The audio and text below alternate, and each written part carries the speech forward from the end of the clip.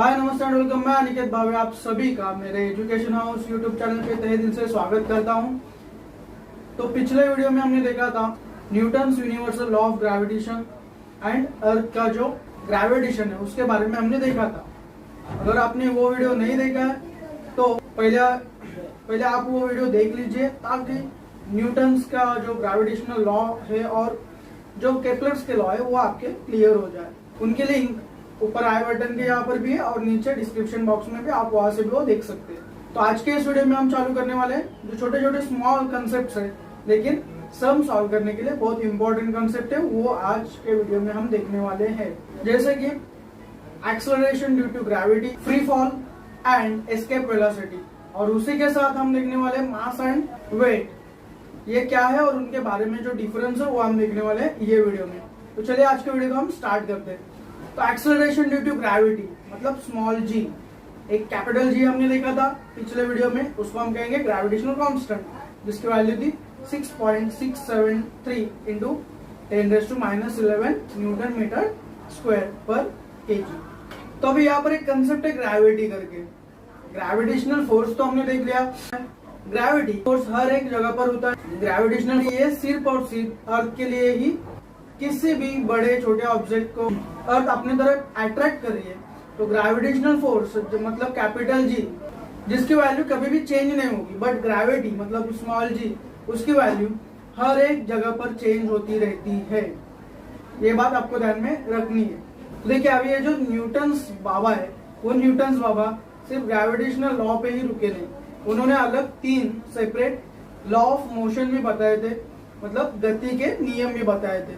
तो उसमें से जो सेकेंड लॉ है, सेकेंड लॉ ऑफ मोशन, वो ये ग्रेविटी में काम करता है। आपको पहले पता होना चाहिए कि एक्सेलरेशन क्या है और न्यूटन बाबा का सेकेंड लॉ ऑफ मोशन क्या है।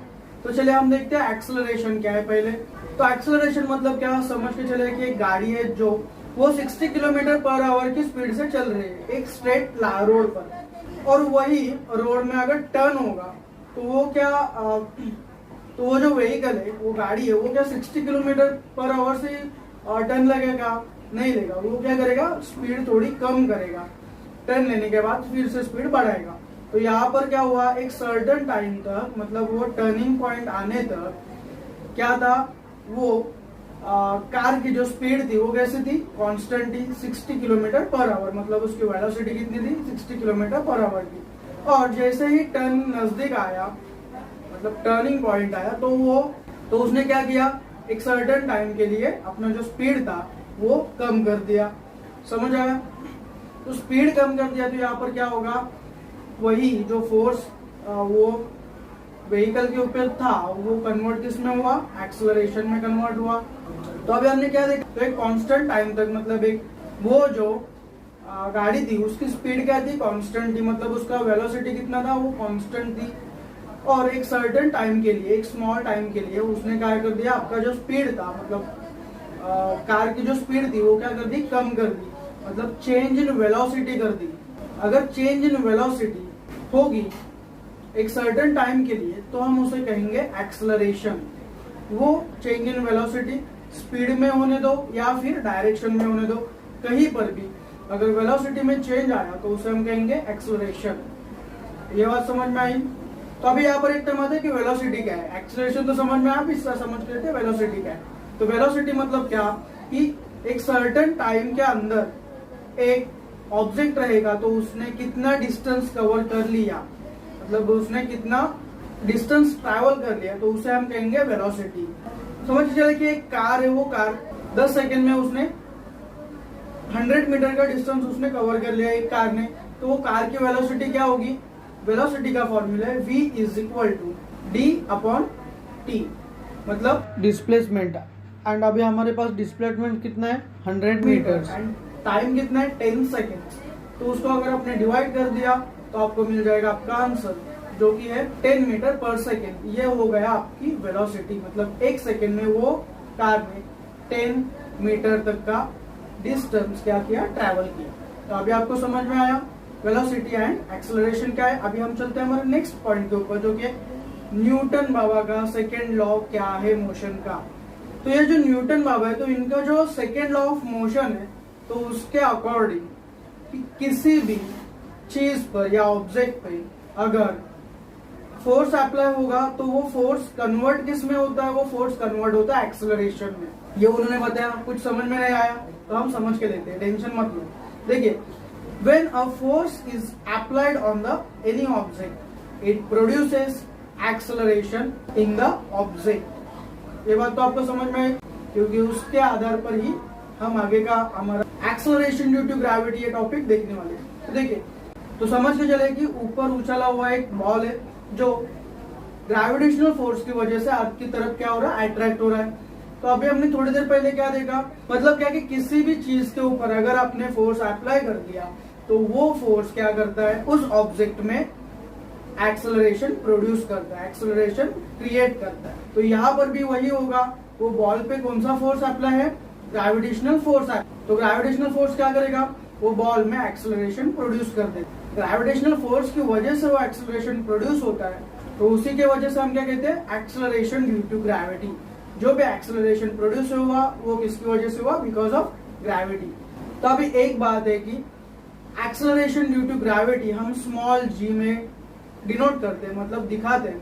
आपको जहां पर भी एक्सेलरेशन ड्यू टू ग्रेविटी लिखना है वहां पर आप स्मॉल जी भी लिख के आ सकते हो, जिसकी वैल्यू हर एक प्लेस के अकॉर्डिंग चेंज होती है। ये बात अपने दिमाग में फिक्स करके रखिए कि जो स्मॉल जी होगा, एक्सेलरेशन ड्यू टू ग्रेविटी होगा, तो उसकी वैल्यू क्या होती है, प्लेसेस के अकॉर्डिंग चेंज होती है। मतलब अगर आप अर्थ के सरफेस पे होगे तो जी की वैल्यू अलग होगी, अगर आप हिमालय पर जाओगे तो जी की वैल्यू अलग होगी, अगर आप जहाँ पर सैटेलाइट रहते हैं तो वो सैटेलाइट के ऑर्बिट में जाओगे तो वहां पर जी की वैल्यू अलग रहेगी, और आप धरती के अंदर जाते हो, मतलब अर्थ के अंदर जाते हो, तो वहां पर भी जी की वैल्यू अलग रहेगी।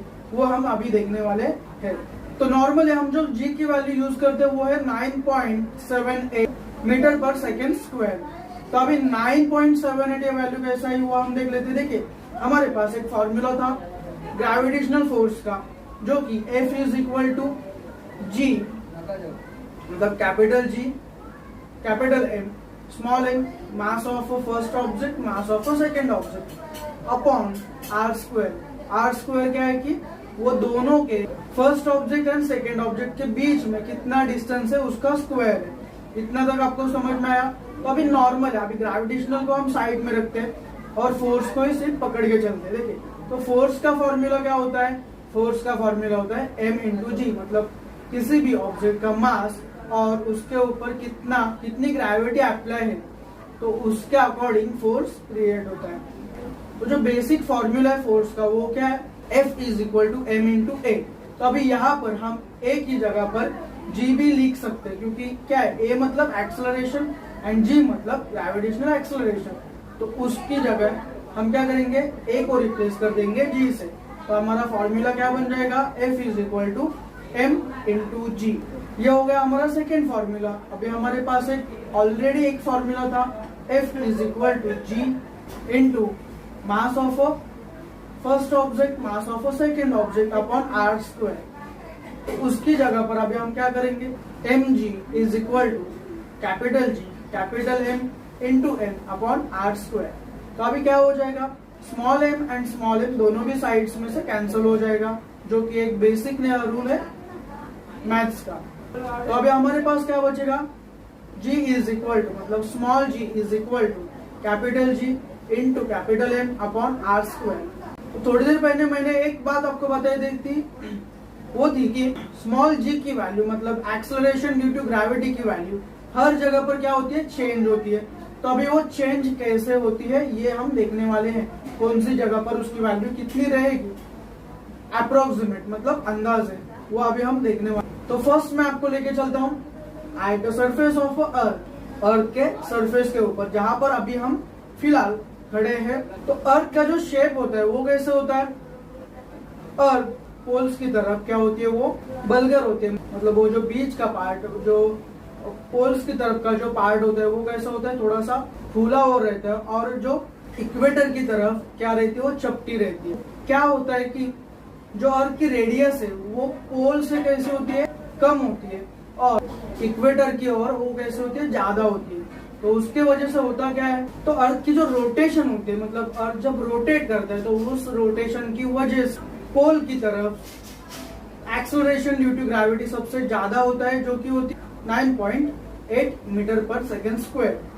एंड वो क्या होती है, पोल्स की तरफ से थोड़ी थोड़ी डिक्रीज होती जाती है, वो इक्वेटर की तरफ क्या होती है, डिक्रीज होती जाती है। और इक्वेटर में अर्थ की जो ग्रेविटेशन ड्यू टू एक्सेलरेशन की वैल्यू होती है 9.78 मीटर पर सेकेंड स्क्वायर, मतलब एकदम नॉर्मली ऐसा उसमें डिफरेंस रहता है। तो ये हो गया पोल्स एंड इक्वेटर पे एक्सेलरेशन ड्यू टू ग्रेविटेशन की वैल्यू कितनी थी, एक बार फिर से रिकॉल करते हैं। पोल्स पे होती है, अर्थ को दो पोल्स होते हैं, नॉर्थ एंड साउथ, तो नॉर्थ एंड साउथ पोल पे एक्सेलरेशन ड्यू टू ग्रेविटेशन की वैल्यू होती है 9.8 मीटर पर सेकेंड स्क्वायर, जो कि सबसे ज्यादा रहती है। उससे ज्यादा अर्थ की एक्सेलरेशन ड्यू टू ग्रेविटेशन की वैल्यू कभी भी नहीं रह सकती। इक्वेटर की तरफ वो क्या होती है, कम होती जाती है, कम होती जाती है, और इक्वेटर की तरफ उसकी वैल्यू होती है 9.78 मीटर पर सेकेंड स्क्वायर। तो ये हो गया 2 पॉइंट्स। अभी हम चलते हैं नेक्स्ट। अभी मैं थोड़ा सा आपको ऊपर लेके चलता हूँ। अभी थे हम सरफेस पे, अभी सरफेस से थोड़ा सा ऊपर जाते हैं और हवा में तैरते हैं। तो एक्सेलरेशन ड्यू टू ग्रेविटेशन की वैल्यू एक सर्टेन हाइट, अर्थ के सरफेस के ऊपर एक सर्टेन हाइट तक उसकी वैल्यू क्या होगी, वो अभी हम देखने वाले हैं। देखिए, पहली बात तो आपको पता होना चाहिए कि अर्थ की जो रेडियस है, जो त्रिज्या है, जिसको वो रेडियस कितनी है 6400 किलोमीटर या फिर 6.4 इंटू 10⁶ मीटर इतनी है। तो वो आपको पता रहनी चाहिए, जो कि आपको इमेज में दिख रही है। तो अगर उसके ऊपर अगर कोई चीज होगी तो वहां पर एक्सेलरेशन ड्यू टू ग्रेविटेशन की वैल्यू क्या होती है, चेंज होती है। तो वो चेंज कैसे होती है देखिए, लेकिन कोई भी चीज अगर सरफेस के मतलब एक 10 किलोमीटर के रेंज में होगी या उससे थोड़ी ज्यादा रेंज में होगी, तो उस डिस्टेंस से एक्सेलरेशन ड्यू टू ग्रेविटेशन में ज्यादा कोई डिफरेंस आता नहीं है। मतलब 9.8 की जगह वो कितना हो जाएगा, 9.8 पॉइंट समथिंग हो जाएगा, मतलब वो 9.8 और उसके पीछे 4-5 आंकड़े और रह जाएंगे। तो ऐसा नॉर्मल एकदम छोटा सा डिफरेंस उसमें हो जाता है, तो उसकी वजह से वो वैल्यू हम काउंट नहीं करते।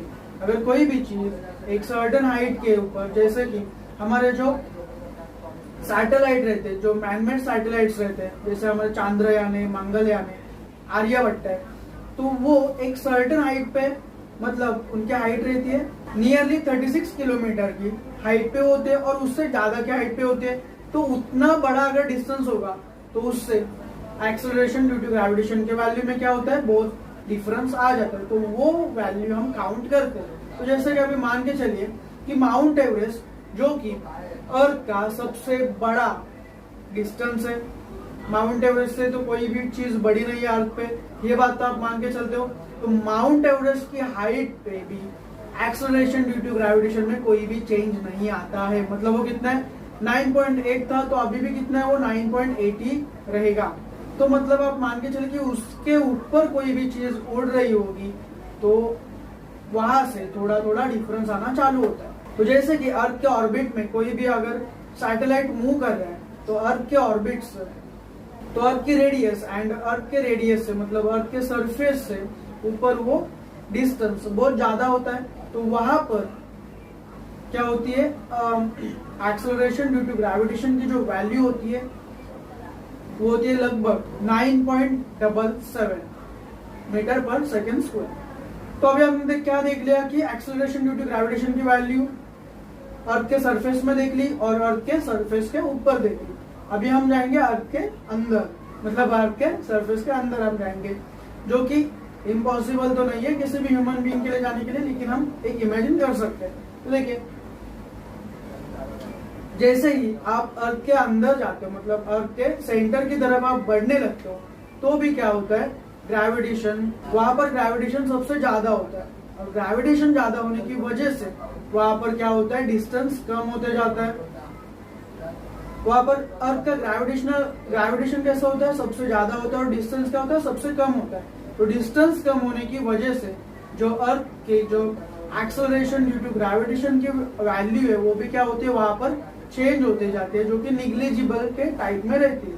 मतलब वहां पर कोई वैल्यू है ही नहीं, ऐसे टाइप में वो रहती है। तो अभी आपको ये समझ में आया। अभी हम चलते हैं नेक्स्ट टॉपिक के ऊपर, जो कि है फ्री फॉल। तो फ्री फॉल यानी क्या, जैसे कि उसके वर्ड के अकॉर्डिंग फ्री मतलब जिस पर कोई भी पाबंदी नहीं है ऐसा, और फॉल मतलब गिरना। तो जिस पर कोई भी पाबंदी नहीं है ऐसा गिरना, ये कुछ सुनने के लिए कुछ तो अलग लग रहा है। तो अभी फ्री फॉल मतलब क्या कि कोई भी चीज सिर्फ और सिर्फ ग्रेविटी के वजह से अगर मूवमेंट कर रही है, फ्लो कर रही है, वहां पर दूसरा कोई भी फोर्स उसके ऊपर अप्लाई नहीं है, तो उसे हम कहेंगे फ्री फॉलिंग। तो आइए एक डेफिनेशन देख लेते हैं फ्री फॉल की क्या है। Whenever a object move on the influence of a gravity alone, force of gravity alone is known as free falling और फ्री फॉल। मतलब क्या है कि कोई भी चीज सिर्फ और सिर्फ ग्रेविटी की वजह से ही वहां पर मूव हो रही है, ग्रेविटी छोड़कर दूसरा कोई भी फोर्स वहां पर नहीं है, तो उसे हम कहेंगे फ्री फॉल, जो कि अर्थ पे तो संभव नहीं है। अर्थ पे तो वो इम्पॉसिबल है जब तक आप किसी भी वैक्यूम एरिया में नहीं जाते हो। वैक्यूम एरिया मतलब ऐसा एरिया जहां पर इतनी सी भी हवा नहीं होगी। समझ में आया? तो ऐसा सिर्फ किधर हो सकता है? स्पेस में, अर्थ के और एटमॉस्फेयर के बाहर ही हो सकता है। तो इसीलिए फ्री फॉल अर्थ पर इम्पॉसिबल है। तो अभी इसका एक एग्जांपल हम देख लेते हैं। सपोज आप स्पेस में गए हो इसरो की तरफ से और आप चांद पर हो, तो चांद पर ग्रेविटेशनल फोर्स तो नहीं रहता है, वहां पर क्या होता है? ग्रेविटी होती है, चांद की ग्रेविटी होती है, और दूसरे कोई भी फोर्स चांद पर नहीं रहते। तो क्या होगा? आप वहां पर जो चांद के ऊपर आप फ्लोट करोगे तो आपकी जो भी मूवमेंट होगी वो मूवमेंट किसी की वजह से होगी? सिर्फ और सिर्फ चांद के ग्रेविटी की वजह से होगी, ना ही कि उसके ग्रेविटेशनल फोर्स की वजह से होगी। या फिर कोई भी चीज अगर स्पेस में मूव कर रही है, जैसे कि हमने जो मंगलयान छोड़ा मंगल के ऊपर रिसर्च करने के लिए, तो वो जो जब तक वो अर्थ के ऑर्बिट में था मंगलयान, तब तक क्या था? उस पर अर्थ के पास जितने भी फोर्स है वो सब उस पर अप्लाई थे। ग्रेविटेशनल फोर्स था, उसका जो भी वेलोसिटी वगैरह वो, और जो भी दूसरे फोर्स थे वो सब उस पर अप्लाई थे। बट जैसे ही अर्थ के ऑर्बिट के बाहर गया, वो क्या हुआ? सिर्फ और सिर्फ ग्रेविटी के बेसिस पर ही आगे बढ़ने लगा, उस पर कोई भी ग्रेविटेशनल फोर्स या फिर दूसरे फोर्स अप्लाई नहीं थे। तो अभी वो रिटर्न आ सकता है क्या अर्थ के पास? नहीं आ सकता। वो एक बार गया तो वो आगे ही बढ़ता जाएगा। तो ये बेस्ट एग्जांपल है ग्रेविटी समझने के लिए, फ्री फॉल समझने के लिए। करता हूँ कि आपको ये पूरा जो चैप्टर है वो समझ में आया होगा। अगर नहीं समझ में आया होगा तो आप किसी भी वीडियो के कमेंट में आपको जो भी डाउट्स है वो लिख सकते हैं, या फिर स्क्रीन नंबर्स या फिर इंस्टा आईडी दिख रहा है वहां पर आप जाके वो डाल सकते हो। मैं आपको जल्द से जल्द उसका रिप्लाई दूंगा। तो अभी मिलते हैं नेक्स्ट वीडियो में।